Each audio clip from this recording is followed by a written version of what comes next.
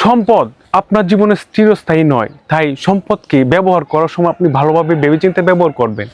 কারণ আপনি সম্পদের ঠেলায় যখন আপনি কাউকে মূল্য না দিবেন, আপনার এই সমাজে বসবাস করার মতো যোগ্যতা আপনি রাখেন না।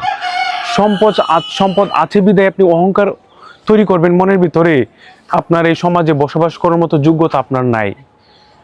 আরে ভাই, সম্পদ তো আজকে আছে কালকে নাই। এত অহংকার কিসের, এত দম্ভিকতা কিসের? কোনো লাভ হবে? কোনো লাভ হবে না। আল্লাহ তাআলা চাইলে সবাইকে সম্পদ দিতে পারে, এমনকি কেউ নিতে পারে। তাই জীবনের প্রত্যেকটা ক্ষেত্রে ভেবেচিন্তে আপনি যাই করেন ভেবেচিন্তে করবেন। কারণ আপনি যা করবেন তার ফল অবশ্যই পাবেন। এই দুনিয়াতে এমন কিছু নাই যে হয় না, আল্লাহ তাআলা চাইলে সব সম্ভব।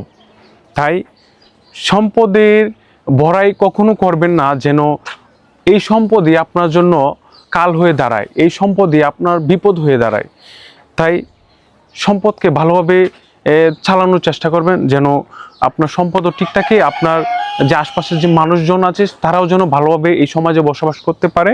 কখনো সম্পদের অহংকার নেবেন না, এত দাম্ভিকতা দেখাবেন না। যারা এ পর্যন্ত দাম্ভিকতা দেখাইছে, যারা অযথা নির্যাতন করছে, তারা কখনো ভালো থাকতে পারে না এই জীবনে। তাই জীবনে ভালো থাকতে হলে অন্তত আপনাকে কখনো অহংকার করলে চলবে না, কখনো দাম্ভিকতা দেখালে চলবে না, কখনো খারাপ লোক হলেও চলবে না। ভালো মানুষ হতে হবে, আপনাকে ভালো ব্যবহার করতে হবে।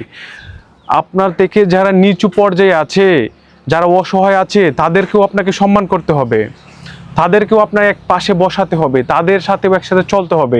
তবেই তো আপনি একজন ভালো প্রকৃত মানুষ হবেন। তাই ভেবেচিন্তে আপনার জীবনটা কাটাবেন, যেন আপনি নষ্ট হয়ে না যান, আপনি একজন ভালো মানুষ হতে পারেন। ধন্যবাদ।